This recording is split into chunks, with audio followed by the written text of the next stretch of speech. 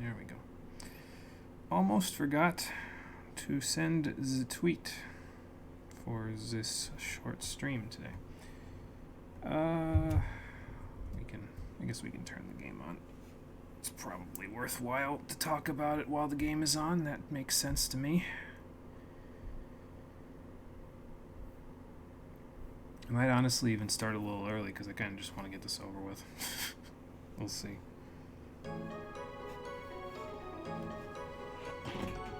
Oh, there goes my cord. Okay. That's fine.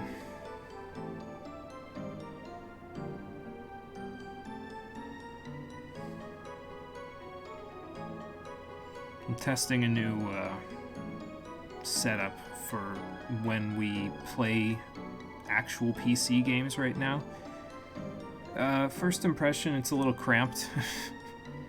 I don't know where the hell I'm gonna put my mouse when I have to use mouse and keyboard.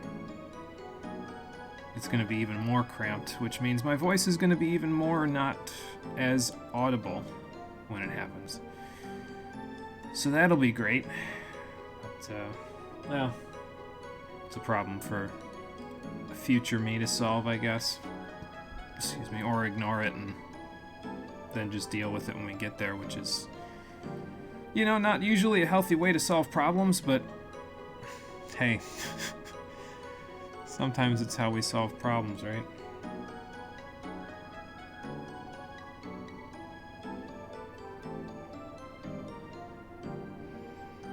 I think I'm just going to get started once we hit 3 minutes live because I just kind of want to say what I have to say and then duck out. So I think I will. And we'll be a minute early today, so that's okay. Actually, since it's coming up right now, let me take a drink.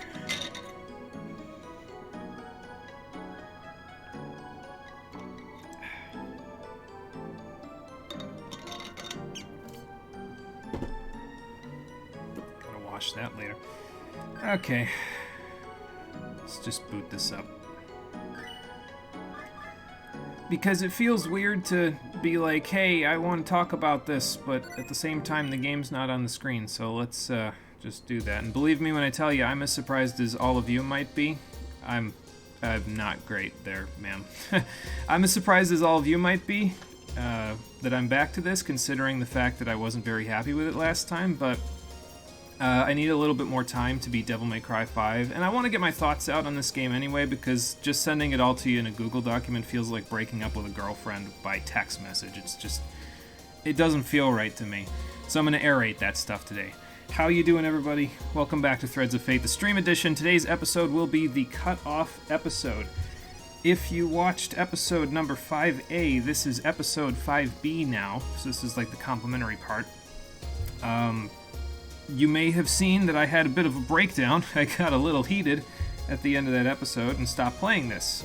But, like I said, it doesn't sit well with me that I didn't get to aerate why I stopped playing it. So, you may have checked out the Google document that I linked talking about this in the previous episode. I've taken out the link to that because I'm just going to talk about it here, so that way everybody can just listen to me say it, so you don't have to read through 4 pages of bullshit for me to tell you how I feel about this game. So, without further ado, let's talk about why I'm cutting it off.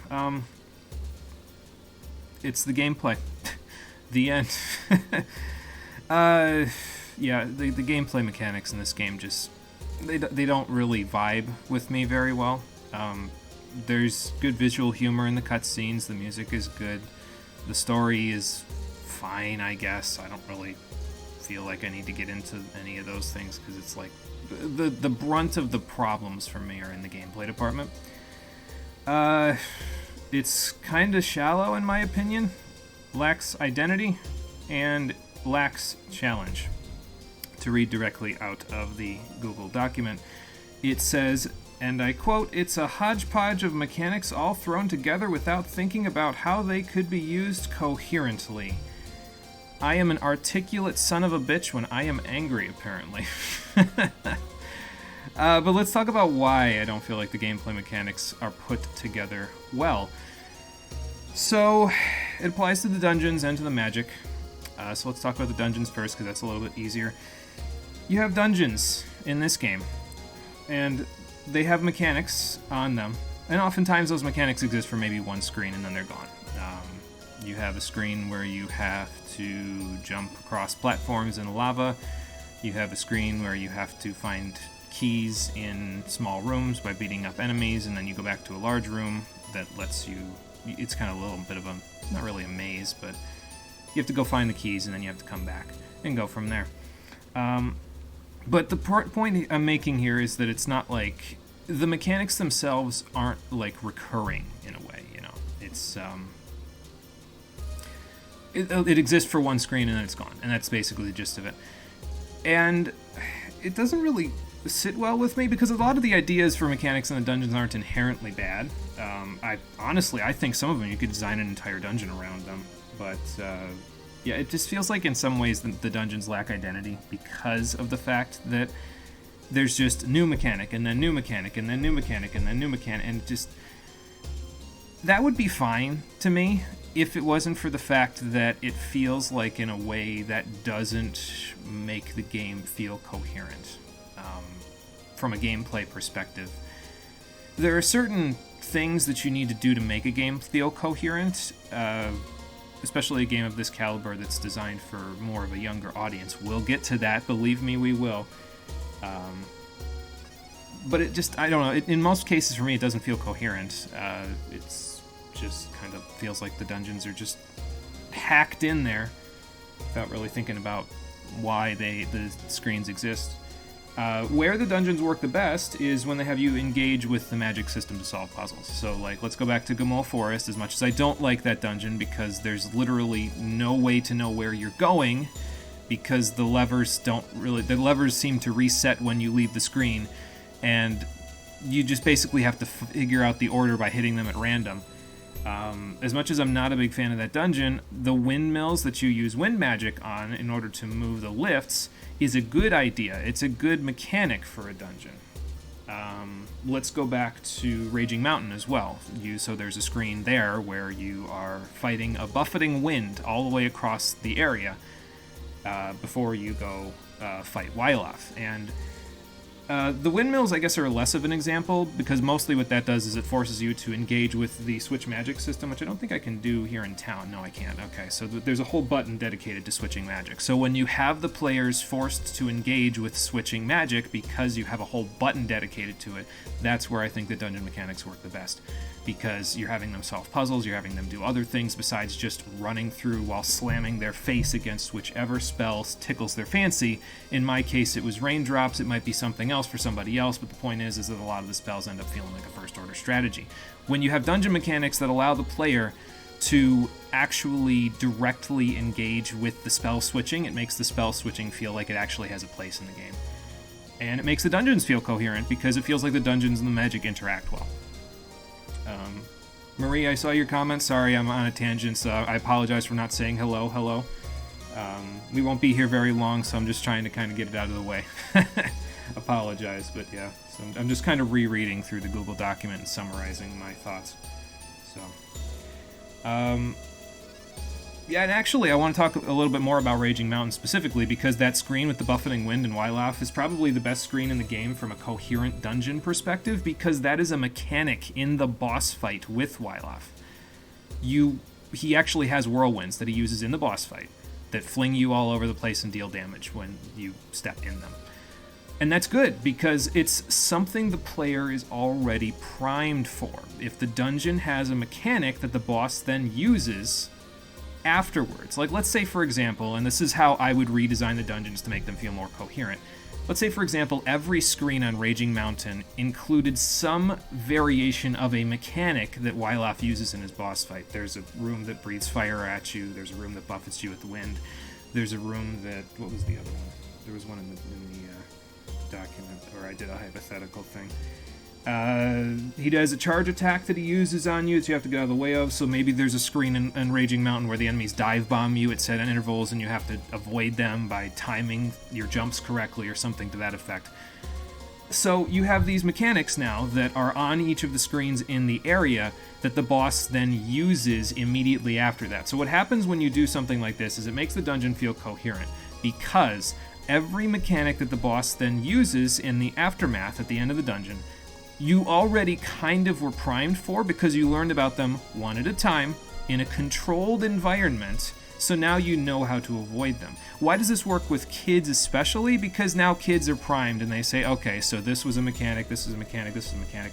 It was challenging in the dungeon maybe, but that's where once they figure out how to do each mechanic individually, you can start to build on that and put the pieces together so that kids are like, they feel like they've learned something by the end of the dungeon because they feel like they know how the puzzle goes together now.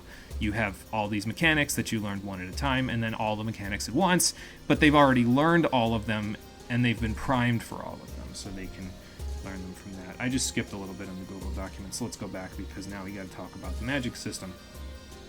The dungeons, so again, they don't feel coherent to me, but because of the way that the dungeons are work, you often don't travel back to them. You do travel back to a couple of them, but usually there's something new to do in each dungeon then, so you can kind of almost forget about the one-note nature of each dungeon when you travel to a new one.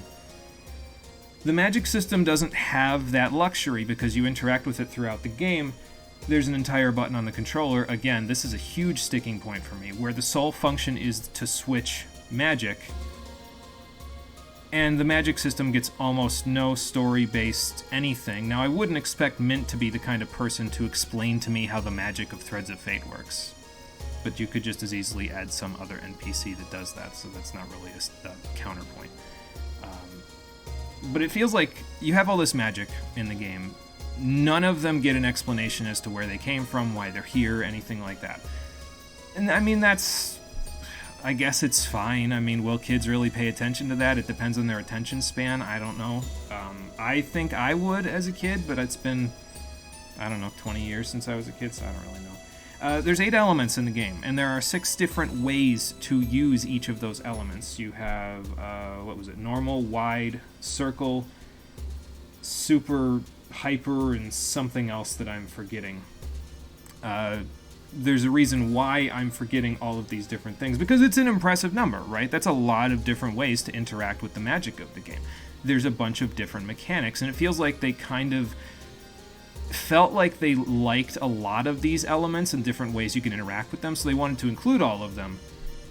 But there's very few situations in practice where you actually have to swap the method of using the magic or the magic itself. Again, you really only have to switch between different elements when a puzzle asks you to do that, and there are very few of those in the game. Let's just look at this. I've got it here. Wide magic, honestly, for me, never really came into play all that much because they really don't bombard you with enemies on any of the screens to the point where you need a wider AoE on your magic. And when you do, well, the auto-targeting for the normal magic usually works pretty well because it's wide enough to take care of an enemy and then, lock you on to something else. So, Super and Hyper, honestly, I don't think they came into play very much because they were kind of like a really late game addition. And by that point, I'm completely off the magic system. It's just... The main issue with the magic system is that there is no incentive for the player to interact with it whatsoever. All you can do, basically, Okay, so here's where we're going to get into my sticking points and where we start to think about my psychological background here. What they do with the magic in this game is the equivalent of sticking a kid in daycare and taking every toy out of the toy box and sticking all of those toys in front of the kid and saying, okay, have fun for the next 10 hours, and leaving. And you expect me to leave my kid with you to babysit them for 10 fucking hours? No, Threads of Fate, I'm not gonna do that, okay? That is not the way that you babysit my child. You need to interact with me and play around with the kid and give them reason to try out all these tools that you give them. And if you don't do that, this is, by the way, supported by science. There is actual data on this. The kid will find 1 or 2 of the toys that they actually enjoy playing with. They might play with a couple other ones for a few minutes, but they'll find 1 or 2 that they really like, and they will stick with them for the duration because they're given no incentive to play with any other toys specifically. It's called a first order strategy. You can look that term up. It's real. There's actual, again, supporting evidence for this. There's science behind it. I'm not just spouting bullshit like I usually do.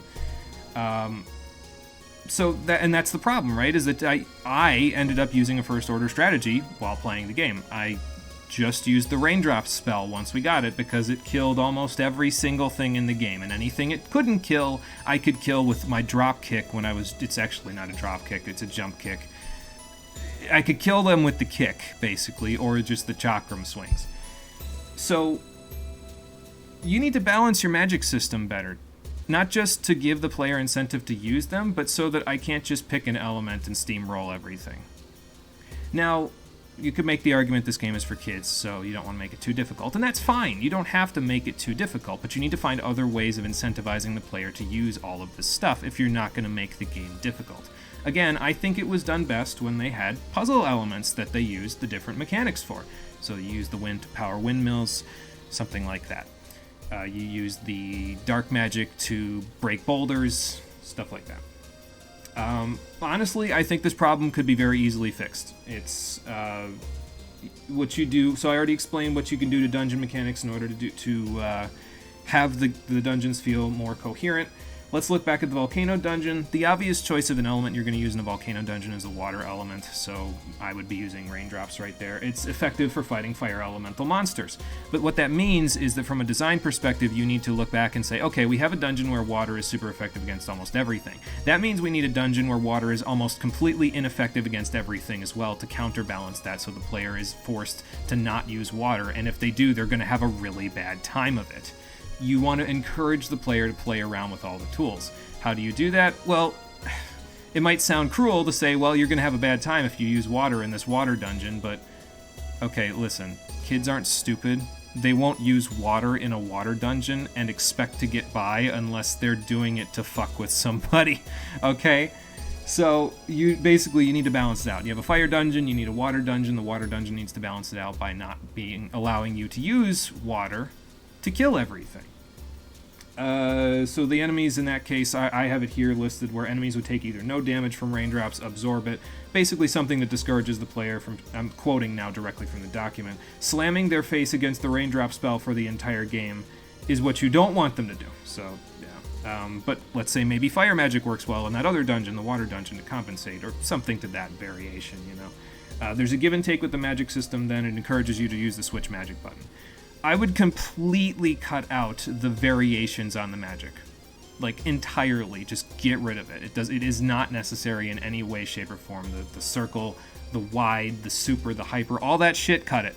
It doesn't need to leave the cutting room floor. It's unnecessary. You might like all those different tools, but they just make the magic system feel unfinished, really, which seems weird when you have 48 combinations of moving parts there, but they just... None of them jive well together, really, because it feels like there wasn't a focus made on specific things.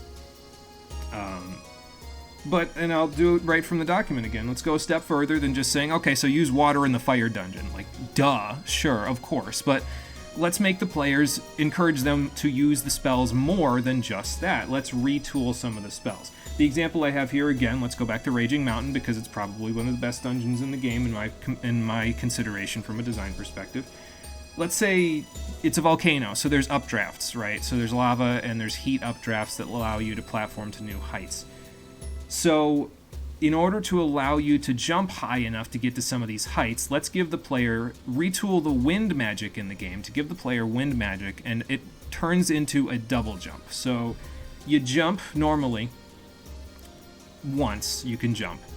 So let's give you wind magic that provides a double jump for you, and it allows you to use those updrafts to get to new platforms, to new heights. Now you have a fourth mechanic that you can use on a different screen where the player does a bunch of platforming and they jump using the wind magic, and it also can become a mechanic in the Wylaf boss fight because maybe he flies away at some point high up in the air on the updrafts and you have to chase after him on the updrafts and then knock him back down to the ground to continue the boss fight. Something like that.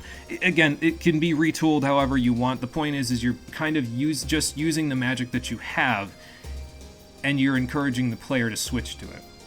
But let's not just make wind something that you use for puzzles. Let's also make it do damage. So let's say, for example, when you double jump with wind magic, it shoots a gust of air below you and it hits enemies below you for damage. So you can jump over them and still deal damage.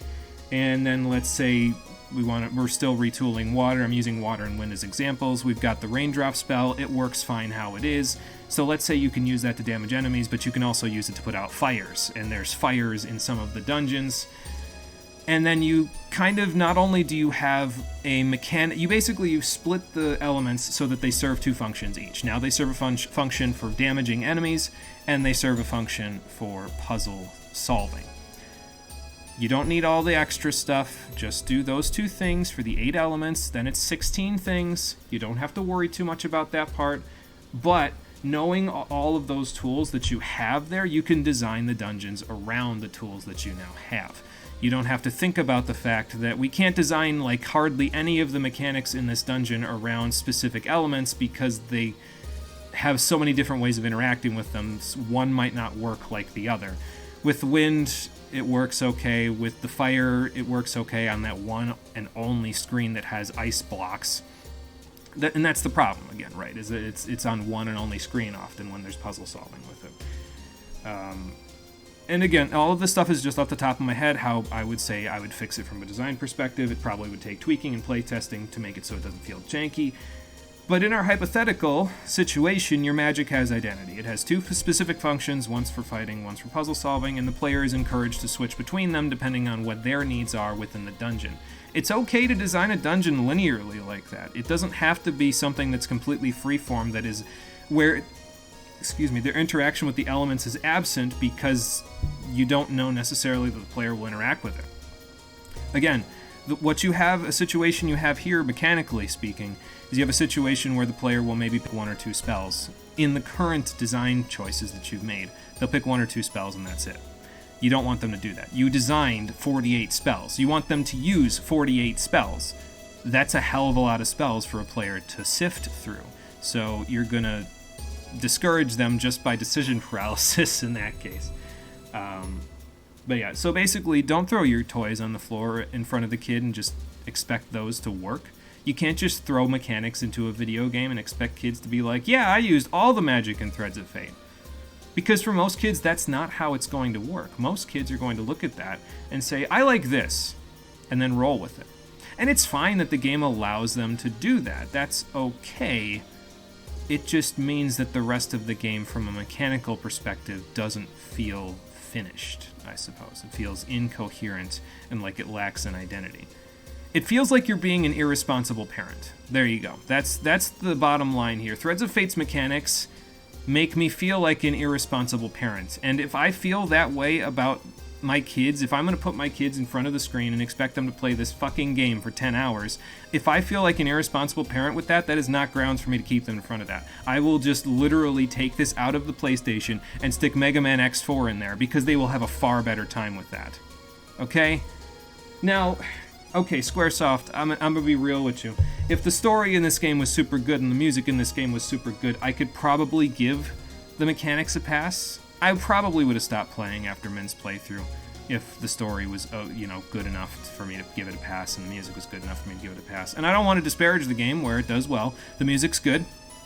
And while I don't necessarily think the story is incredible, it's passable specifically in the visual humor department for me. I enjoy the visual humor and the gags that they had in the cutscenes in this game because it makes it feel very lighthearted. I like it more when games know that they're games and so they feel like they can be a little more cheesy. That's good for me. I like it also, I think even better than that, when games know when to be serious. But if you're just going to be cheesy, that's usually fine with me. Like, that's enough for me to be like, okay, whatever. It's a video game, so of course it's going to be a little silly, a little cheesy, whatever. I'm okay with that. I could use a little cheese in my diet. But this is a short game, right? It's 10 hours long, if you're taking your time like I was. Half the focus is on these vapid gameplay mechanics that I've been explaining for the past 20 minutes. So it's difficult to really make the story really good in that 10 hours, or basically make it good enough to outshine the lack of polish in the gameplay department. It's hard to have fully realized characters with deep and rich character development that have well thought out interactions with the world around them and have genuine growth and theming in this time. You couldn't accomplish that, in my opinion, because I don't think Threads of Fate did in the 10-hour runtime that we had with it. Now, granted, Mint's playthrough is supposed to be a little sillier, But if I didn't feel like they could accomplish all of those things in Mint's playthrough, and the only reason why I'm still on board for the story is through the visual gags, then I'm not going to like Rue's playthrough. Because Rue supposedly, according to my sources, Rue is a little bit more of the serious one here, where the story's a little bit better. I don't give a shit, okay? Like, Mint's playthrough, the reason why the story is egging me along is because Mint's playthrough is silly and funny. So, if I don't think that, and I mean, maybe that wasn't the focus of Mint's playthrough, maybe the focus wasn't on the deep, rich character development and theming, but that's not really an excuse, because that means that half of your players are now alienated after the first playthrough.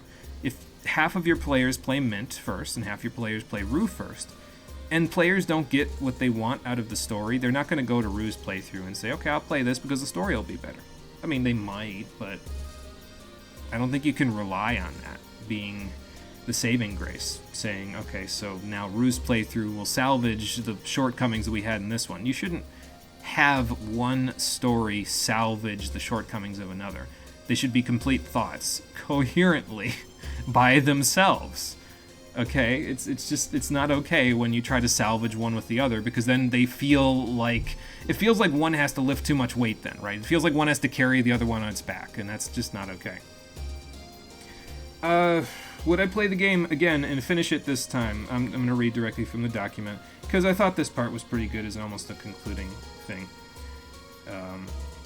So would I play this game again and finish it this time? No, I don't think I would. Based on what I can glean from its release date, this is interesting, and I think this is where I think the game has value for some people. I'll talk about this actually off the document.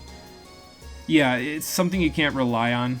Be like hating Unica's run and trying to salvage Origin with Hugo. If people hate Unica, why play Hugo mode? Exactly, it lacks incentive. You don't have a reason to go and play Hugo mode if you didn't like the first mode. Gotta make all the modes fun, or people are gonna play one of them and stop. So where does this game have merit? I think it has merit in two different places. The first place is the place I was talking about a second ago. From an archaeological standpoint, I think that this game has merit, because of the fact that I think, based on its release date, what this was meant to be was a testing ground for newer developers under Squaresoft's banner. Square was making cash like crazy in the PS1 days, because Final Fantasy VII, Final Fantasy VIII, and Final Fantasy IX raked that shit in. They couldn't pull the cash off the street fast enough. And, you know, that doesn't even think about the fact that they were already making bank in the Super Nintendo era. Chrono Trigger, Final Fantasy VI, hello. So I think what they were doing with titles like this, and, you know, other titles that were happening around the time, Parasite Eve comes to mind, that's a bunch of people's favorite game, is they were experimenting with younger developers who had less experience in the industry, and they said, make what you want to make, and we'll publish it, because we can afford to take a few losses on a few games here, because we made these blockbuster hits like Final Fantasy VII through 9. And from an archaeological standpoint, it's interesting to see this, because you can see DNA for other games that came after this one. If you look at just this game by itself, I can see Kingdom Hearts in here. I can see the later Mana series games in here. Hell, you can see some of the previous Mana games in here. Secret of Mana had a similar wheel to its magic system as the Switch Magic Wheel here, and they use that going forward with the rest of the Mana games. For example, Sword of Mana, which I've already played, has its own wheel for weapons and magic and all that. Crystal Chronicles is what I see in this game most of all. This game looks very much like Echoes of Time to me. I see huge shades of Echoes of Time in this game, and I mean, I wasn't a big fan of Echoes of Time, but I wasn't a big fan of it because it couldn't run at faster than 10 FPS on a good day, so that's the main reason why I wasn't a big fan of Echoes of Time. This game is automatically better than Echoes of Time, in my opinion, because it can run at 60 FPS, but, you know. The point here is that it has merit as a piece of history. You can play it if you're a really big fan of Squaresoft or Square Enix's games. You can play it and see the DNA of other games that came after it. I think that's a niche audience, though. So the second merit that I think it has, and this is a significantly more vindictive merit in my opinion, is that I think this is a good game for young game developers to play, so that they can see what not to do with their gameplay mechanics, for reasons I've explained for the past 25 minutes now. If you're a young developer and you want to make games, that's great. You should go for it. You need to make sure when you create the game and you're presenting it to an audience, that everything that you give them is coherent, and it feels like you genuinely put a lot of thought into why things exist. Because this game doesn't really do that. It kind of just throws things at the screen and hopes they stick. And while that may have been the business philosophy of Square Enix at the time for these smaller development teams to give them a chance to get experience and get exposure and say, whatever, we can take a loss on it, that's not a way to approach game design or game development. You shouldn't approach it thinking you're going to take a loss. You should approach it thinking that you need to give it your all, so that way everybody comes out of it enjoying the final product. You come out of it saying, this is a game I'm proud of making. I would do it again in a heartbeat.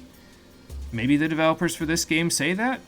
I don't come out of it thinking that, whatever. But yeah, I'm not an archaeologist, and I don't see merit in it as a tool for game development, because I'm not going to develop games. I'm here to be a jackass and talk about why games don't work, not develop my own in the future. Maybe I will in the future, but I just don't know if I'll ever have the time.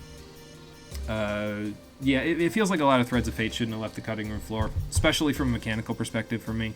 They needed to trim a lot of stuff out of this in order for it to feel coherent to me, and they needed to put more love into the dungeons in order for it to feel coherent. And it's a shame, because honestly, there are some aspects of it that I do really enjoy. But yeah, from a mechanical perspective, I think I'll pass. And that's just about it. If I was to finish playing it, I would probably rate it at the low end of the it was alright category. That's not going to happen now because I blew the fuck up in episode 5A, but yeah, that was entirely my bad, and I'd like to apologize for that. It wasn't exactly my most professional moment, that's for sure. And actually, I can take a couple of minutes here. We've only been here for a few minutes here. I can take a couple of minutes here to talk about that for the interest of transparency here. In the interest of transparency, I should say. I'd like to talk about my expectations when it comes to the stream suggestions. So, I generally have a lot of tolerance for the way that people behave. Most of the time, people can't really bug me with the way that they behave. There are certain methods that people can act that I feel like I get a little short with them a little quickly. And the big peeve there for me is unsolicited advice.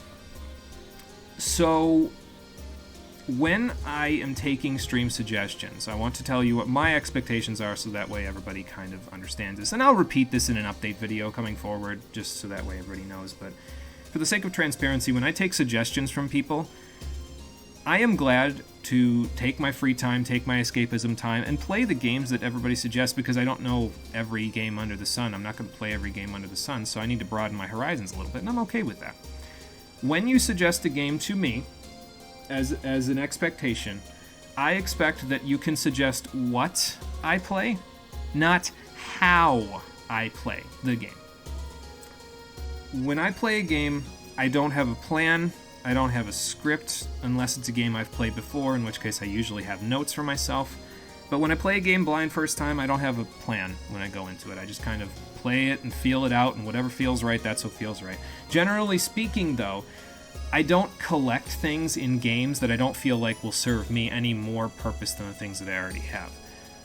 So, when you want me to if you want me to play the game a certain way on top of playing the game itself, please don't make the suggestion, because you will end up disappointed and I will end up pissed off at you. I'm really sorry if that upsets people, but that is simply the way that I am, and it's very unlikely that that is going to change. So please suggest games because you want to see me play them, not because you want to see me play them a certain way. It happened before with Gothic, and I got really pissed off in that one. It happened again here. I apologize, Dream, but I got really pissed off here too because it was the same thing. Please don't do that to me. I'm not here because I want to play a game the way... If I wanted to do that, I would program a bot so that the chat could play the game. Okay? Like, if I wanted people to tell me how to play the game, I would let them play the game. I would literally say, here's the controller, go nuts. Because when I play a game, I just don't want to play it. I want to play it the way that I feel like playing it, the way that I feel is right. And if you can't accept that, please don't make the suggestion. It's as simple as that. But yeah, that's about all I have to say about Threads of Fate. Should I go get... I feel like I should go get the thumbnail, which I was gonna have be like... I think there's somebody over here when it's like, oh, this is the point of no return, are you ready? And then it say yes or no on the screen, but I'm pretty sure those are in 2 separate dialogue boxes, so I don't know. Maybe I'll just have the thumbnail be the person in here saying, hey, Mint, how are you? And I'll just put something stupid in the thumbnail. I don't know. The point is, that's it. We're done. I'm cutting off Threads of Fate, the stream edition. We will not be playing through Rue's playthrough, and we will not be finishing Mint's playthrough. I apologize if anyone wanted to see it. It just didn't trip my trigger in the mechanics department, and I got to the point where I was frustrated enough by it to where I think I could have finished Mint's playthrough had I not blown up in the final dungeon. But yeah, we're not going to finish this one, so we're going to move on. I have one more housekeeping stream to do at the end of this week. It is the bonus episode for Devil May Cry 5 that I've been trying to play forever, but I had to play through the whole game again. I'm almost done with it. I should be done with it tomorrow, so that way I can make the setup video. We can do that. And then we can move on to the next suggestion, which is the second to last suggestion that we have on the list currently, barring the special project that may or may not happen at the end of it. That one's a multiplayer project, so it requires me to set things up in a special way. So we'll see if it works. If it doesn't, whatever, but we'll come to play it a different day. But that's neither here nor there. Here is Threads of Fate. There is me, because I'm leaving. Thank you for watching, everybody. I appreciate you coming out to Twitch and YouTube to check out the stream. Again, just wanted to aerate my thoughts on this because it didn't feel like a document was enough to really say it. I like getting my thoughts out there. It makes me feel better because I can't expect everybody to read a 1,000-word essay on why I don't think Threads of Fate's mechanics are good. Most people don't have time. So here's 38 minutes of video so you can watch it at your leisure. So I hope you enjoyed what I did play with Threads of Fate. I mean, like I said, it was alright for me. I played it. But we'll move on. Until I see you on Saturday for Devil May Cry 5's bonus episode, or wherever I see you next around the internet, I hope that you'll take care and have a good one.